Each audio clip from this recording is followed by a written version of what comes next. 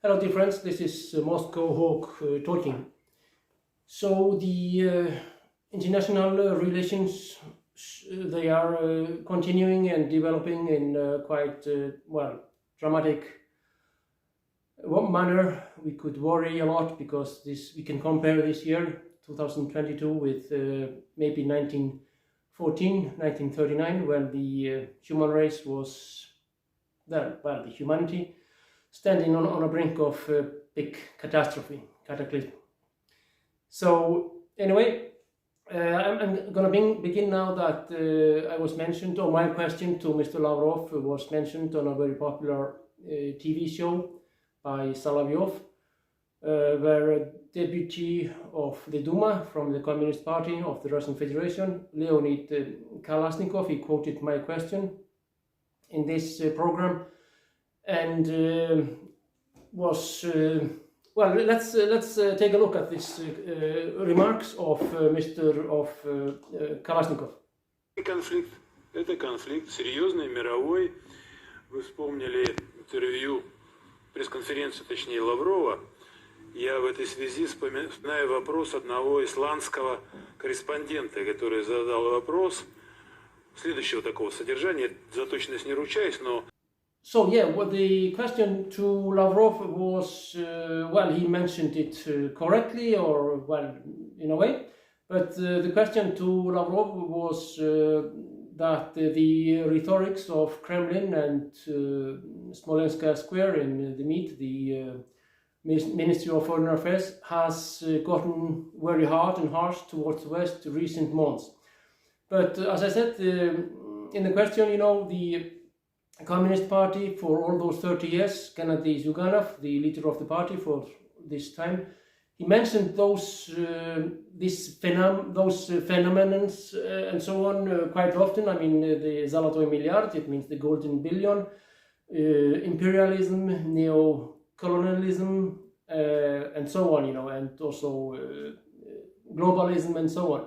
So they just began recently to talk about it, I mean, Putin and Lavrov.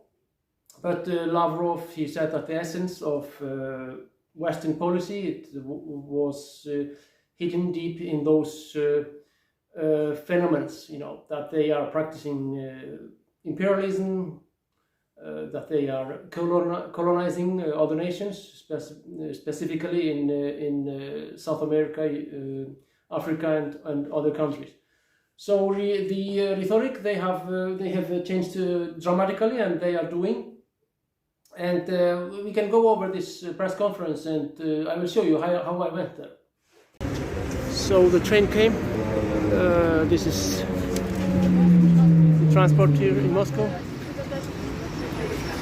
and people are hurrying, So we are heading to the press conference of Lavrov, Sergei Lavrov. Many things to discuss, It's just 0 degrees now in Moscow. Pretty hot. Yeah. So we managed to board the train. So this is the Moscow Underground. People are hurrying, as you see, this is front, and this is our rear, So it's very deep, because the Moscow Metro, it also serves as bunkers for the population in the event of war. So Hammer and Circle is there, and the Soviet Star. We are approaching surface and leaving for the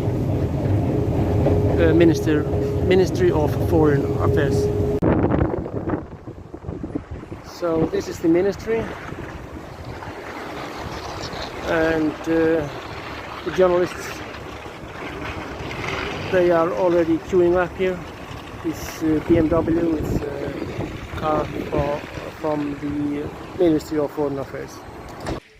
Hauksson Haukor, Iceland.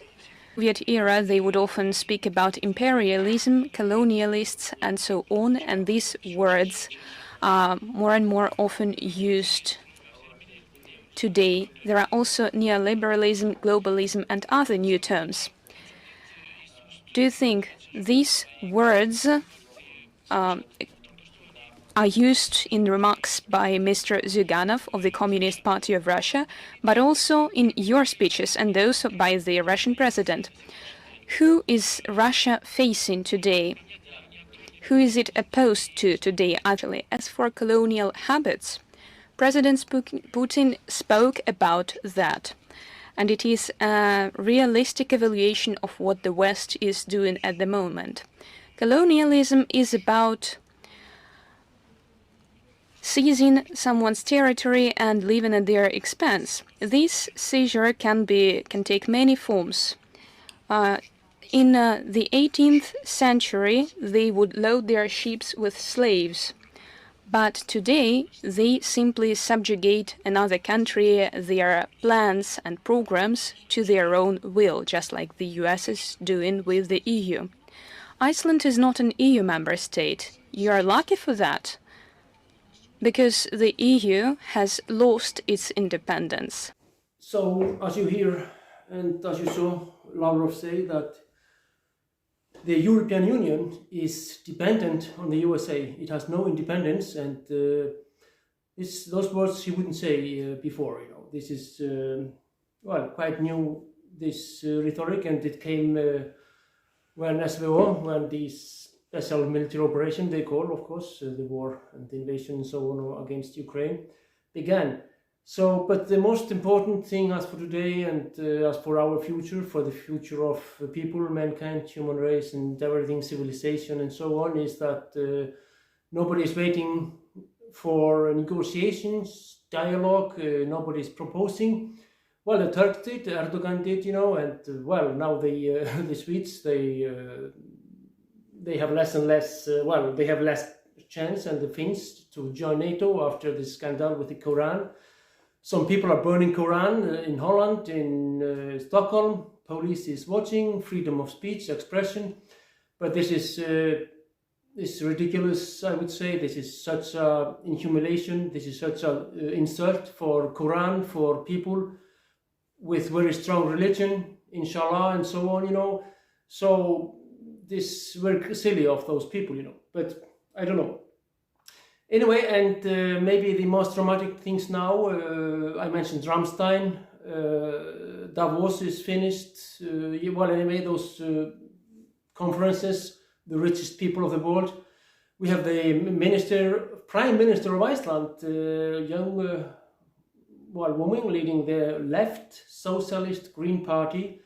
She is a special contributor by Klaus Schwab organization, World Economic Forum. And just take a look at Harari, Yuval Noah Harari.